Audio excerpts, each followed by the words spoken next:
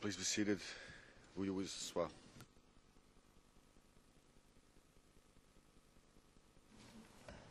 Vous pouvez recommencer. Merci Madame le Président. Jennifer Naouri va poursuivre sa présentation.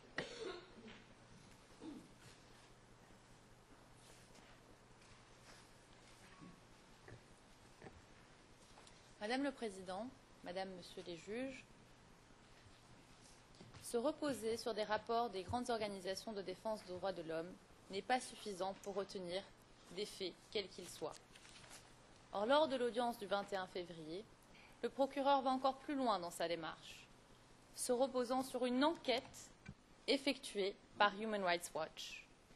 En effet, le procureur soulève le fait que Human Rights Watch se serait, et je cite, « rendu sur le site de ce bombardement en juillet 2011, ils ont relaté qu'il restait des centaines d'impacts, toujours visibles, dans un rayon de 20 mètres à partir de l'impact des obus. » Fin de citation.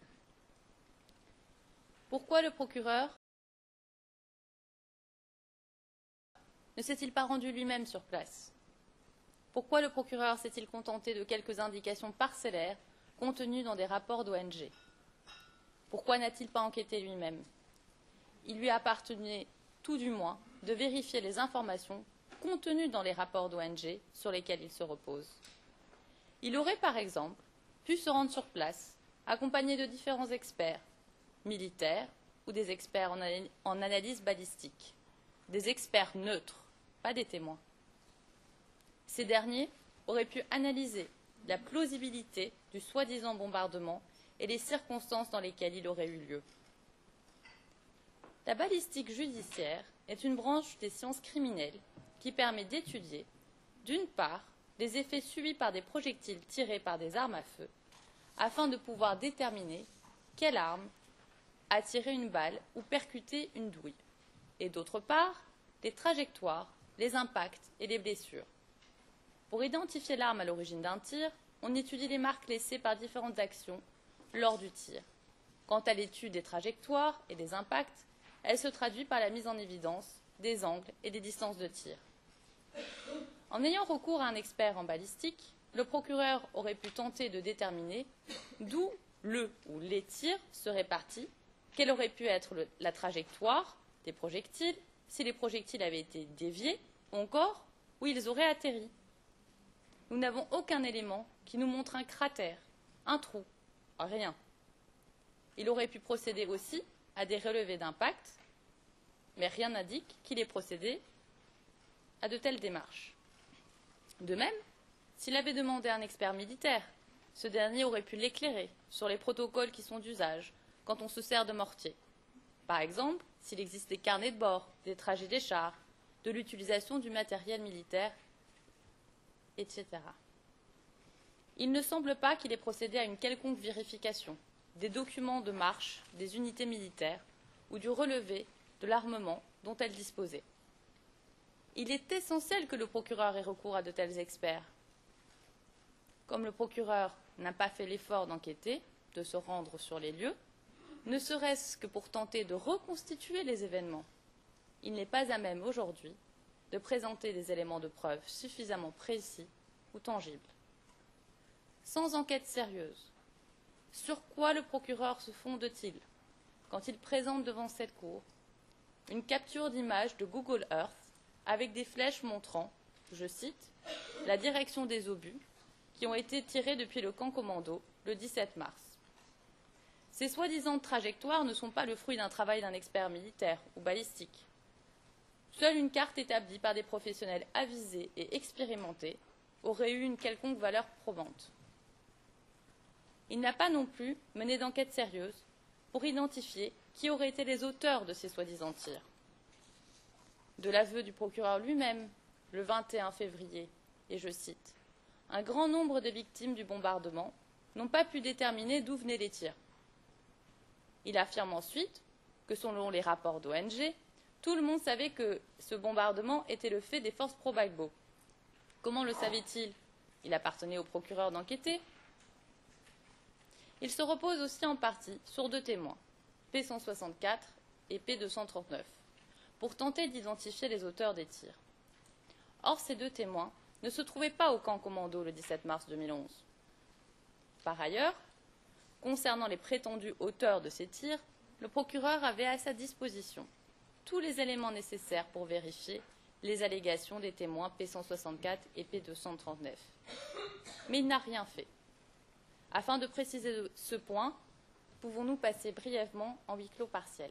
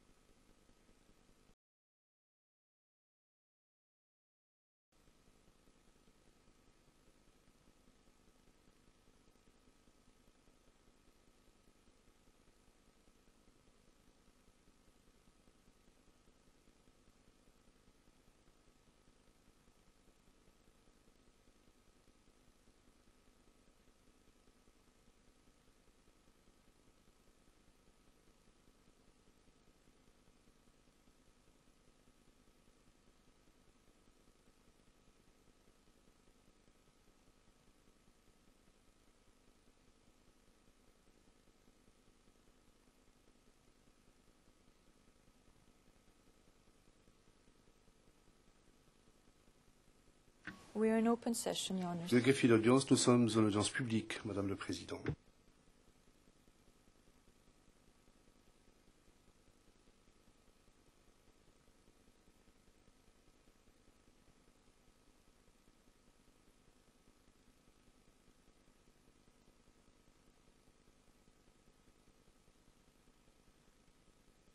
Excusez-moi, mais vous n'avez pas de microphone. Pardon, confuse. Enfin, il convient de noter que, contrairement à ce qu'affirmait le procureur lors de l'audience du 21 février 2013, le tribunal militaire d'Abidjan a été saisi le 24 mars 2011 afin de mener une enquête complète sur des obus qui auraient été tirés à Abobo. Contrairement aussi à ce qu'affirmait le témoin du procureur P9, ce qui pose donc la question de sa crédibilité. Il convenait de s'intéresser aux résultats de cette enquête. Cela fait partie intégrante d'un travail d'investigation.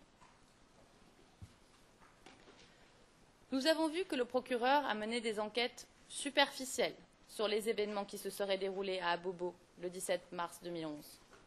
Il part d'un a priori, selon lequel le prétendu lieu de l'impact était peuplé exclusivement de civils. Or, il ne présente aucun élément probant au soutien de cette affirmation.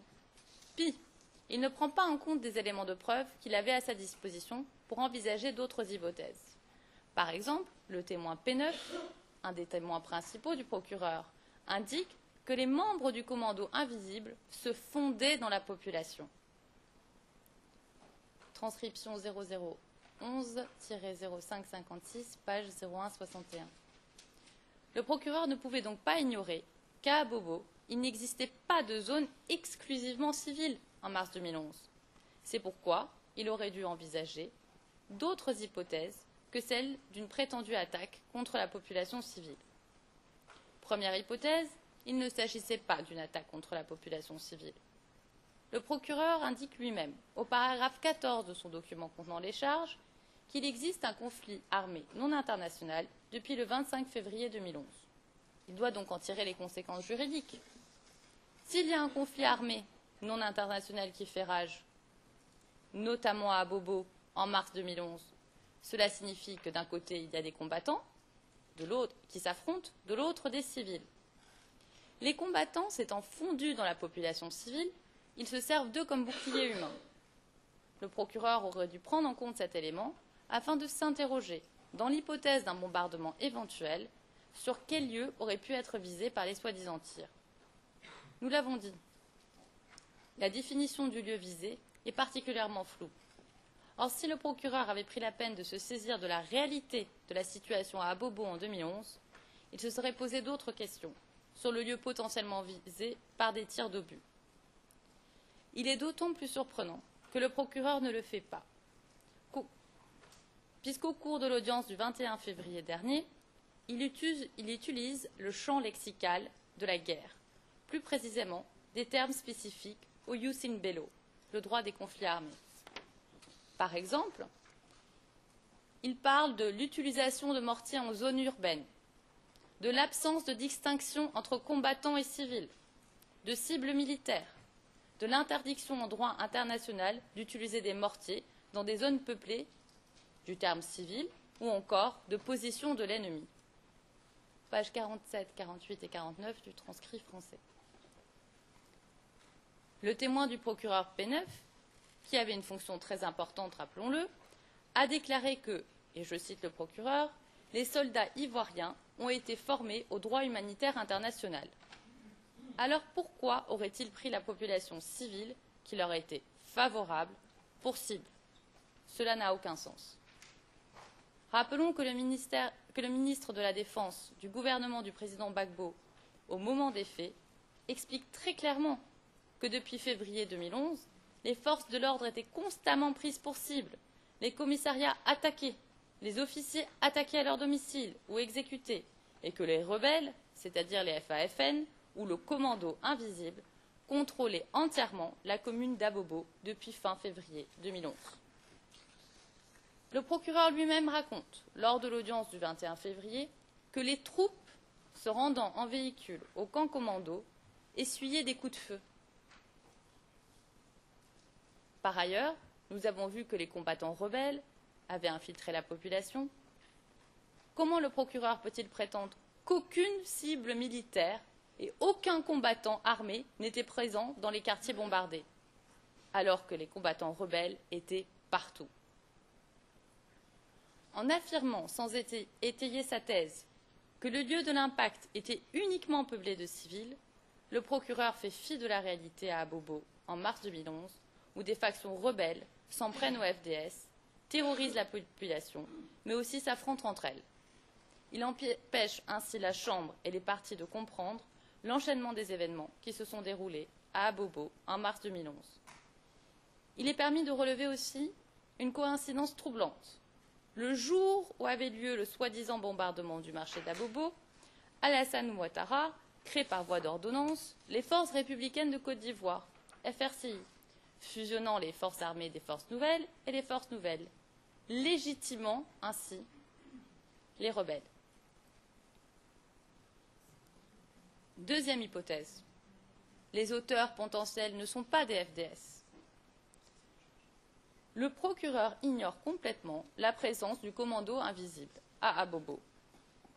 Or, le témoin du procureur P11 lui avait indiqué que le commando invisible disposait d'armes lourdes et était équipé de mortiers. Transcription 0016-0130, page 0144. Si les témoins ont décrit que les obus pleuvaient à Bobo, qui nous dit qu'il ne s'agissait pas des obus du commando invisible, lourdement armés, notamment de mortiers, comme nous l'avons démontré?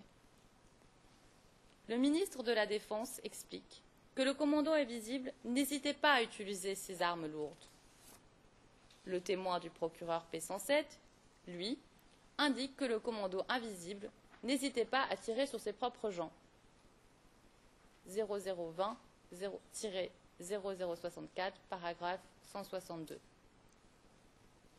Par ailleurs, le ministre de la Défense du gouvernement du président Gbagbo, à l'époque des faits, mentionne le fait que le gouvernement, et je cite, « par la voix de son porte-parole, le ministre Don Melo Awa, qui a dénoncé le même jour une affaire montée de toutes pièces. C'est ainsi qu'une autre hypothèse avait été suggérée. Le procureur aurait dû se pencher sur ces différentes hypothèses et mener des enquêtes afin de savoir si ce sont réellement les FDS qui auraient tiré ces soi-disant obus. Il lui appartenait d'exclure toutes les possibilités. Troisième hypothèse, une erreur technique. Le procureur a recueilli lui-même des informations qui indiquent clairement que le chef de l'état-major des FDS n'avait pas autorisé l'emploi des obus à Abobo. Transcription 0011-0556, page 0559, du témoin P9 et du témoin P47, transcription 0015-0244, page 0267.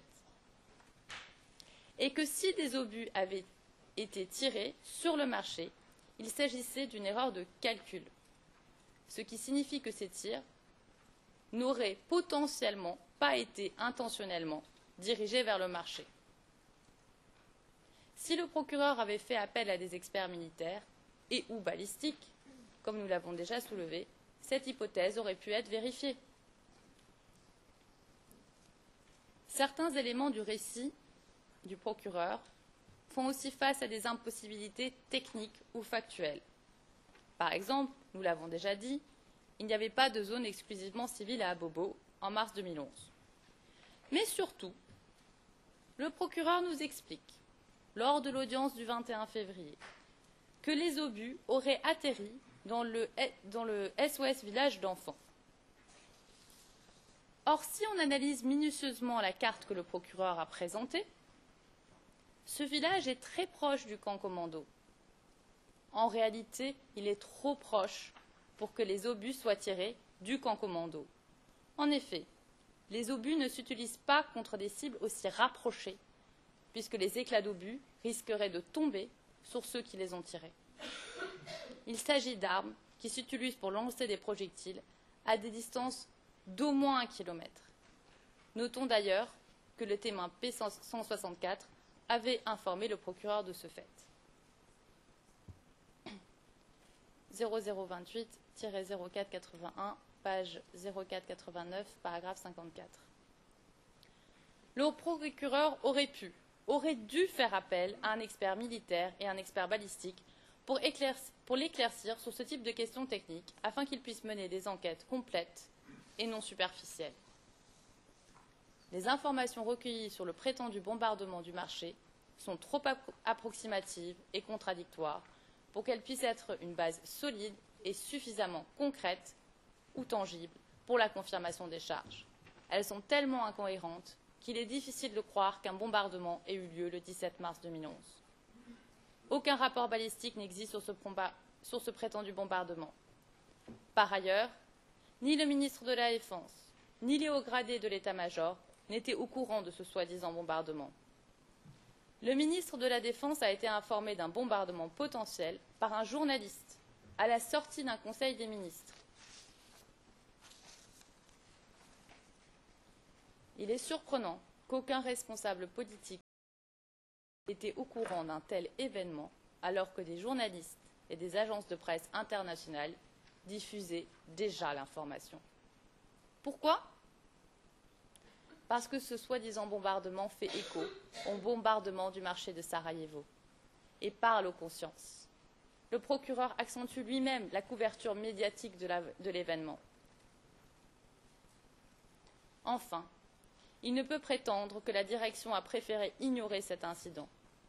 Le ministre de la Défense de l'époque explique lui-même qu'après avoir été informé par le journaliste, il est entré en contact avec le commandant supérieur de la gendarmerie, puis le chef d'état-major, pour en savoir plus. Ils m'ont répondu l'un après l'autre qu'ils ne savaient rien. Je leur ai demandé d'interroger les collaborateurs sur le terrain et de me faire un rapport. Pièce de la Défense, 1273, page 1297.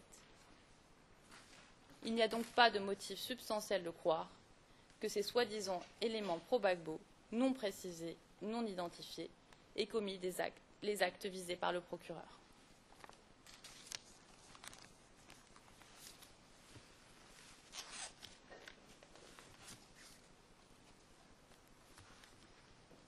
Concernant les événements du 12 avril 2011 à Yupougon, le procureur allègue, au paragraphe 56 du document contenant les charges, que le 12 avril 2011, des jeunes miliciens, des éléments de la police et des mercenaires pro-Gbagbo ont attaqué plusieurs zones de Yupougon, dont Doucouré, faisant plus de 80 morts et des blessés.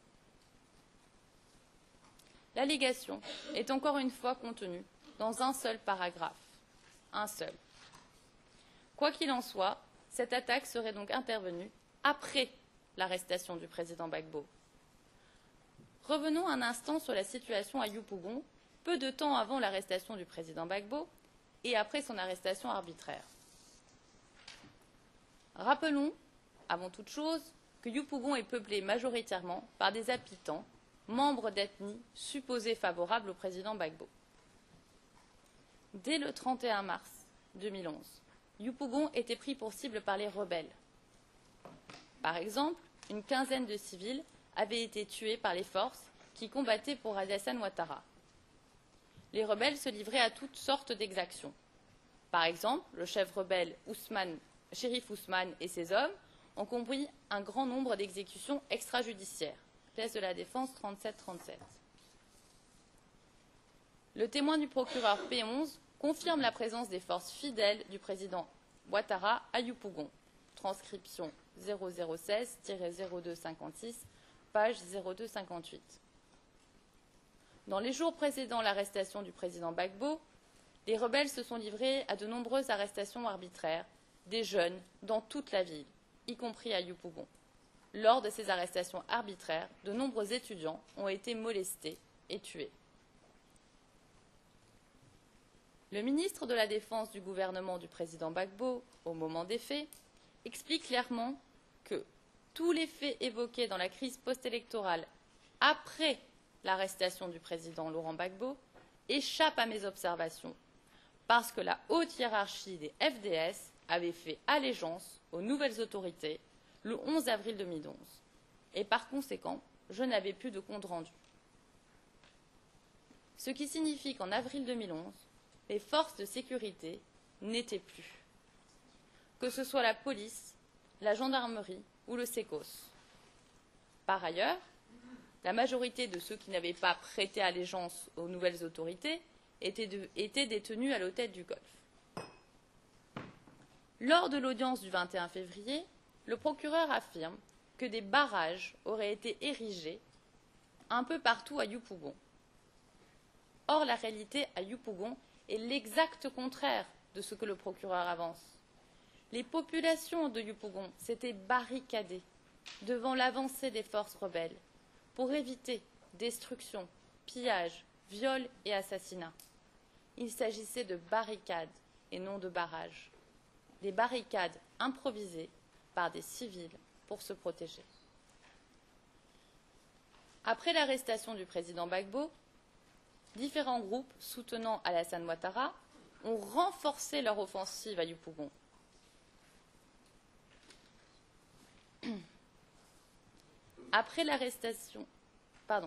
Par ailleurs, les forces rebelles étaient appuyées par les forces françaises.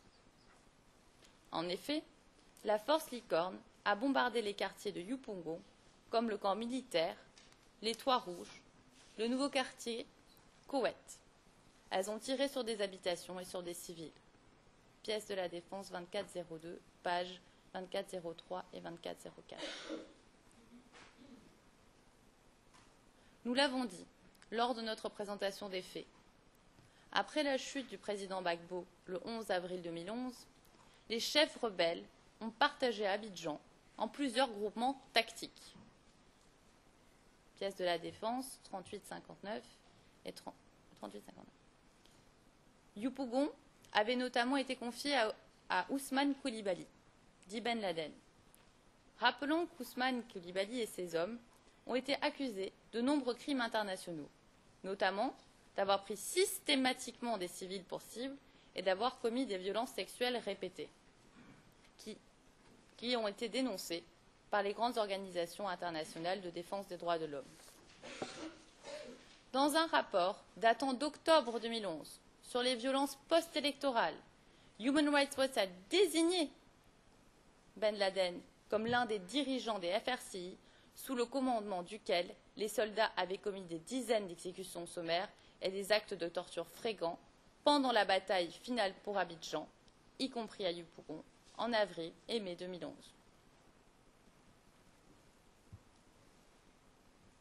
Les rebelles attaquent, mais les attaques échouent.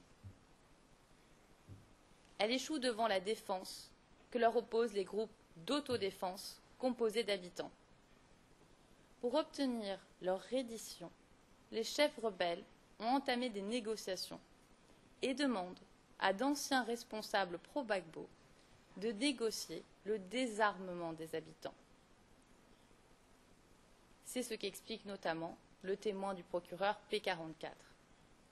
Et je cite, « À un moment, on a pris les responsables pour aller à Yupougon avec d'autres leaders pour demander aux pro-Gbagbo de déposer leurs armes. Ils ont accepté. » Pièce de la Défense 3704, page 3716. Je rappelle l'importance du témoin P44 concernant cette information. Ces responsables ont donc obtenu que la population dépose les armes et démantèle les barricades, ce que confirme, une fois encore, le témoin du procureur P44. Une fois les habitants désarmés, des groupes de rebelles se répandent à Yupougon, se livrent à de nombreuses exactions et commettent de nombreux crimes. Il est symptomatique que le procureur n'en dise pas un mot. S'il avait sérieusement enquêté, il aurait dû prendre en compte la réalité de la situation sur le terrain et ne pourrait aboutir aux conclusions du document contenant les charges. Ceci est d'autant plus surprenant que ces crimes sont documentés et que la défense a transmis au procureur des photographies accablantes. Comme nous l'avons dit lors de notre présentation des faits, de nombreux civils ont été raflés et détenus à Yupougon, notamment à la station Lubre-Afrique. Nous avons vu des jeunes gens aspergés d'essence et une centaine de jeunes hommes détenus arbitrairement dans des conditions inhumaines. Par ailleurs, les hommes de Ben Laden ont commis des dizaines d'exécutions sommaires et des actes de torture en avril et mai 2011.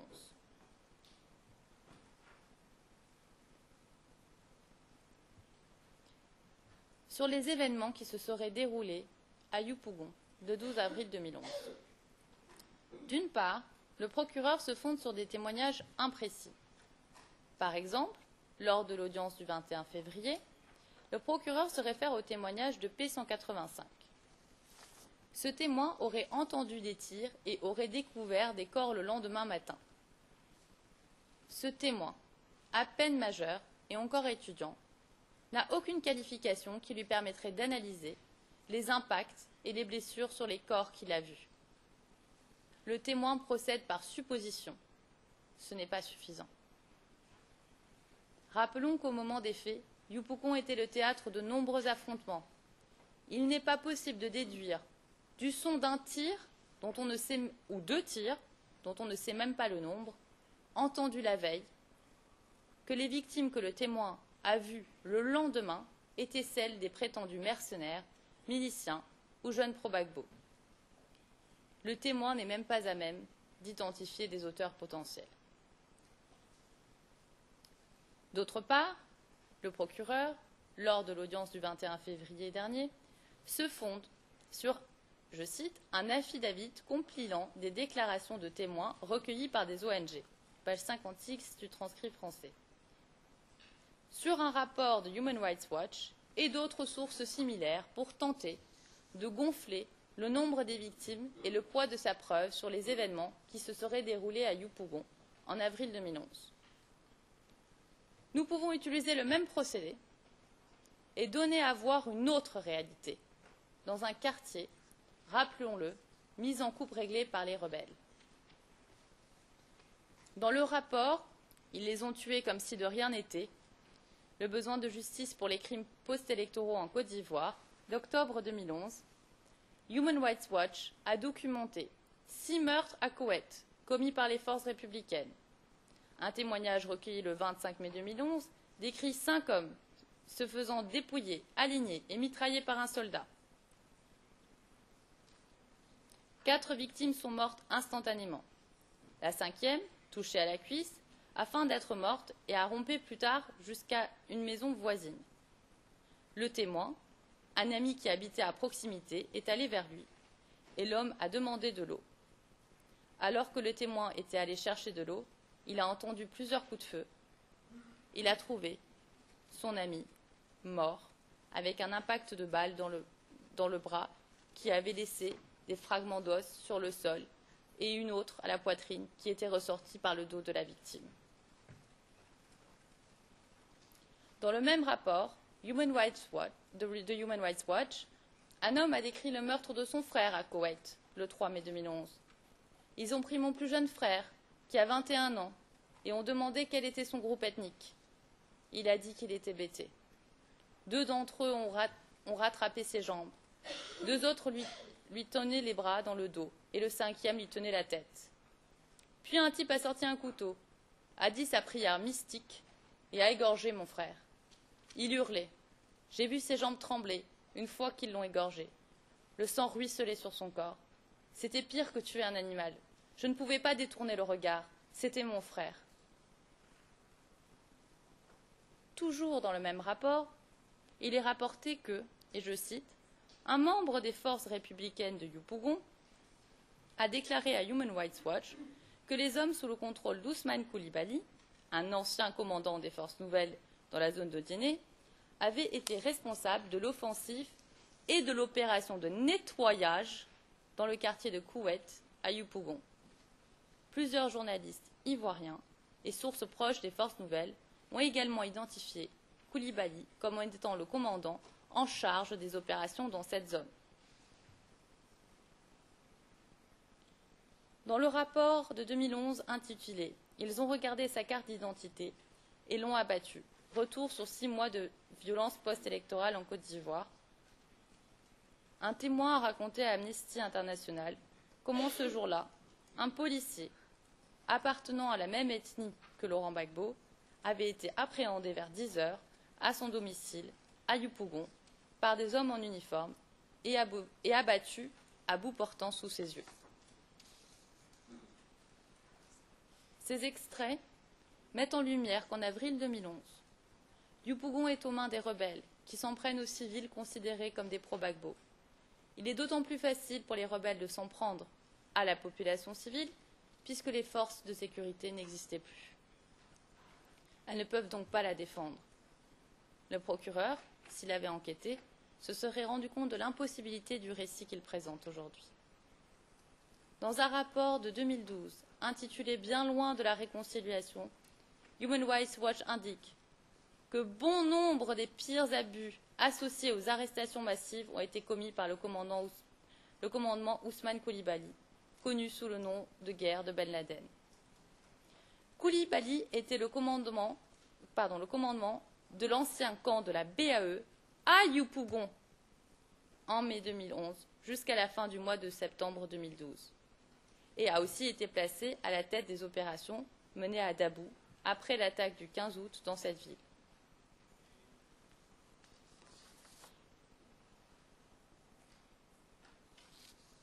Yupougon est toujours aux mains des rebelles, encore aujourd'hui.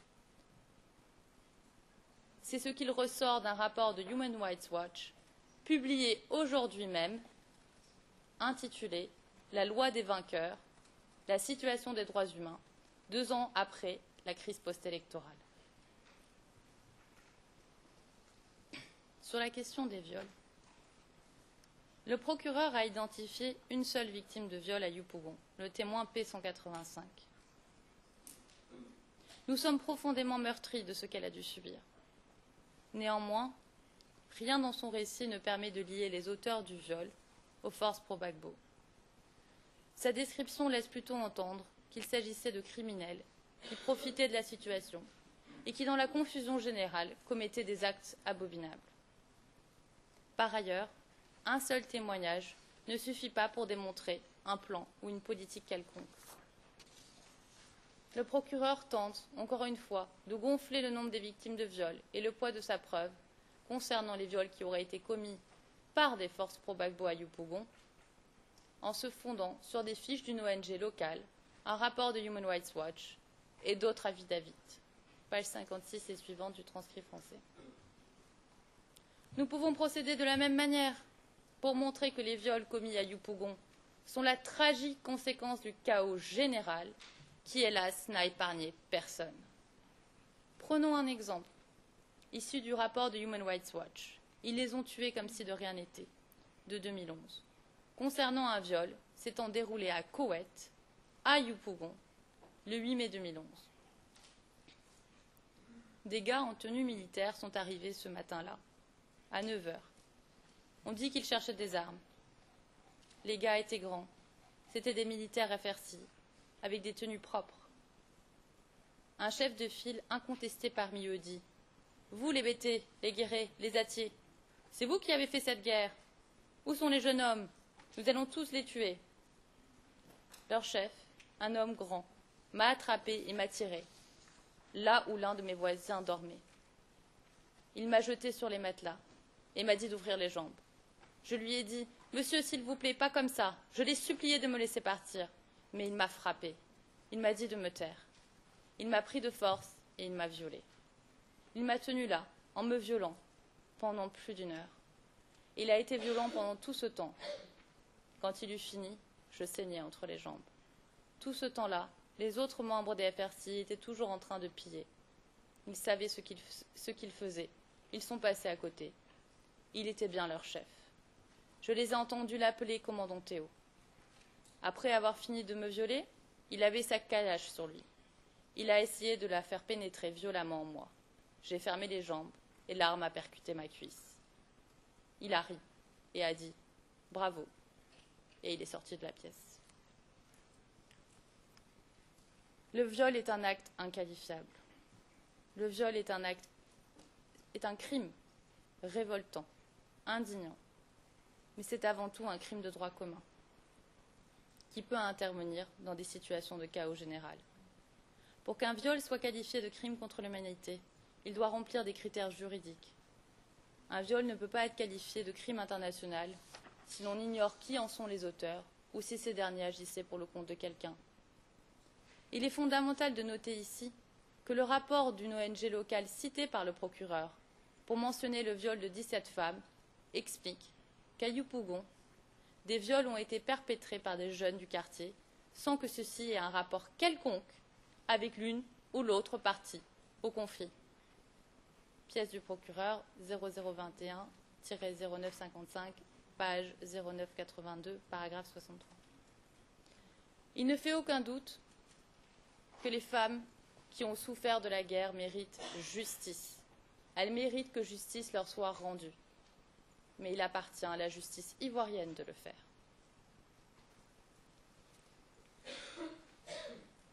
Les victimes ne sont pas identifiées. Des victimes à Yupougon en avril 2011, il y en a eu tant, toutes origines confondues. Or, le procureur n'identifie pas les victimes. Les témoignages mentionnent des chiffres. mais ceux qui donnent les noms des victimes sont quasi inexistants. Les rapports des ONG, auxquels le procureur se réfère, donnent des chiffres ou relatent des propos d'une personne interviewée. Mais qui sont-ils? Nous n'en savons rien. Il peut s'agir de victimes dites pro-Gbagbo.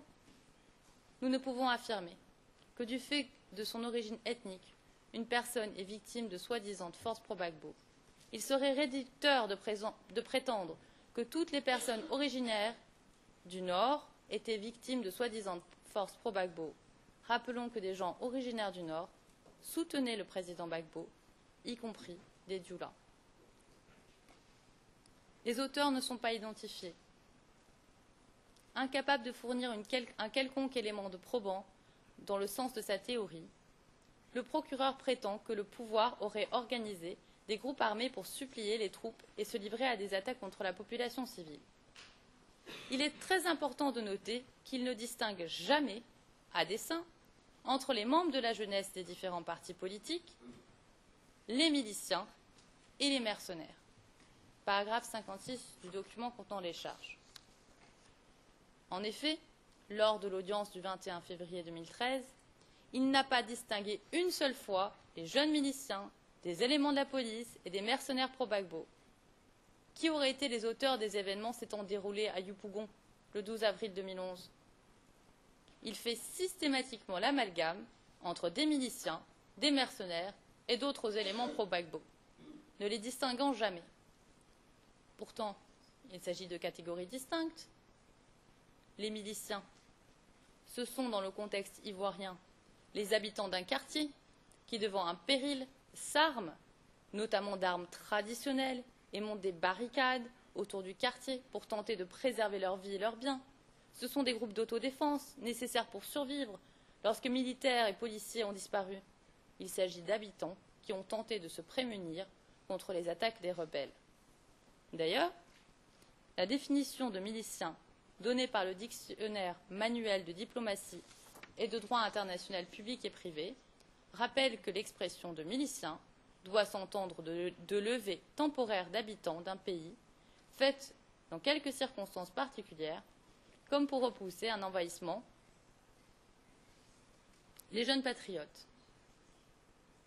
Il s'agit d'un mouvement peu structuré, rassemblant notamment la jeunesse de différents partis politiques, comme par exemple la jeunesse du FPI. Ces groupes de jeunes avaient une activité purement politique, organisant des meetings, des réunions, des marches ou des séances d'information. Ils n'étaient pas armés. Le procureur ne reporte pas suffisamment d'éléments qui montreraient un quelconque armement, ni même qui montreraient une quelconque organisation en structure de combat. Le procureur, lors de l'audience du 21 février, fait référence au Parlement, où les jeunes auraient stocké des armes. Cela n'a pas de sens. Les parlements sont des lieux de réunion où des jeunes se rencontrent pour parler, pour débattre de sujets au cœur de l'actualité, de politique, mais aussi d'art, de culture, d'histoire. C'est un lieu de réunion pacifique et d'échange qui fait partie de la vie citoyenne en Côte d'Ivoire. Rappelons aussi que lors de la grande offensive vers le sud du pays, lorsque la grande offensive vers le sud du pays se dessine, les hauts gradés de l'armée appellent les jeunes à intégrer l'armée, ce qui montre, s'il en était besoin, que ces groupes n'étaient pas armés et qu'ils n'envisageaient la lutte que sous l'angle de la défense des institutions. Je vous propose de visionner un extrait d'une vidéo d'un meeting organisé par Blégoudet en janvier 2011 au stade Champroux de Marcouri, auquel était convié le chef d'état-major afin de s'adresser à la jeunesse. Vidéo 0003-0010, timecode 00 secondes à 0,35 secondes.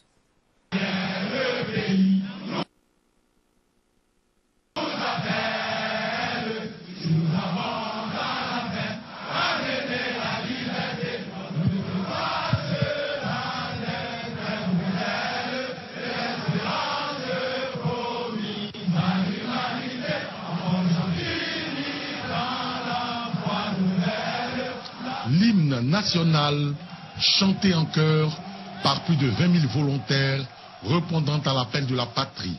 Ils sont venus des différents quartiers d'Abidjan pour se faire enrôler dans l'armée nationale de Côte d'Ivoire. nous soulignons l'importance